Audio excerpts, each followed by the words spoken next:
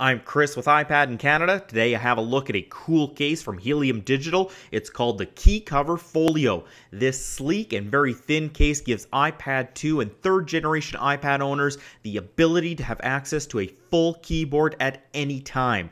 Now I'll admit, since the launch of the original iPad, I've been very anti-keyboard. I like using the touchscreen and have become very used to typing on glass. So I wasn't sure how I was going to react to this case when Helium Digital sent it to me for review. Well, after a full day of use, I can honestly say this case has made my life a lot easier in many ways. So let's take a look at the KeyCover Folio. As I mentioned, it's really thin. You can see this just by laying it out on a surface. The keyboard inside the case is very thin too. It's a whopping 5 millimeters thick. This is nice because when you have the case closed, you can't even tell there's a keyboard there.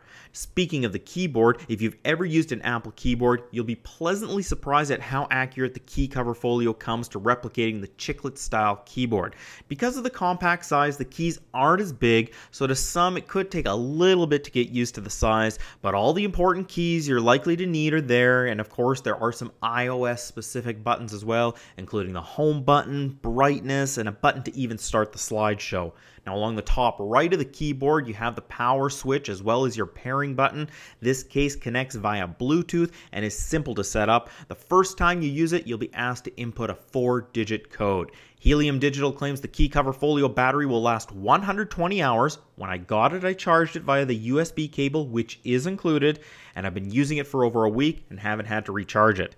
Now let's take a look at the design of the case. It's made of faux leather with nice stitching around it, so it looks very professional. As I mentioned, it's very thin. On the inside, you have this nice soft velvety material so it won't scratch the back of your device.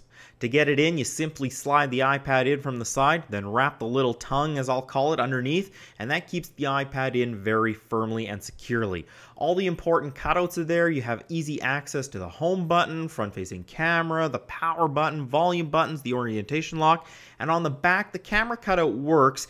It's nice and open, but it's not perfectly centered. It doesn't affect the camera in any way, but you can tell it's not a perfect cutout, placement-wise. On the back, you also have holes for the speaker. Also on the back, you have this long strap. Now it folds around the front of the case to keep it shut, but it also serves as a stand for the KeyCover Folio. You slide it back to form a triangle and it snaps onto the back using its magnets. When using it like this, it's very sturdy and provides a nice viewing angle of the iPad screen. Back to the keyboard, when using it, the buttons are very responsive and I've not had any issues of lag when typing. A few things I will point out: when pushing the slideshow button, it does take a second or so for it to start. No big deal. The other thing is the keyboard lays flat. This isn't always the best angle for typing. I have found at times typing to be a little uncomfortable after a while because there is no angle, but I have the same issues when using my MacBook Pro as well. So while it's not a huge issue, it's something to consider. Lastly, if I'm using the case but don't want to use the keyboard, it's awkward. When folded back, you're actually holding the keyboard and there's really nowhere to put the strap, so I have found that to be a little annoying at times. The easiest solution?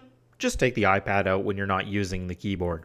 Overall, I love the KeyCover Folio from Helium Digital. It really doesn't add a lot of bulk. The keyboard is a nice size and very responsive, and now I find it easier to type scripts, take notes, and other tasks that involve typing a lot. At $80, it's well worth it if you're in the market for an iPad keyboard case. If you like this video, please give it a thumbs up and take a second to subscribe to my channel. That way you won't miss any future videos. For more daily iPad and iPhone news, make sure you check out iPad in Canada and iPhoneincanada.ca. I'm Chris with iPad in Canada. Thanks for watching.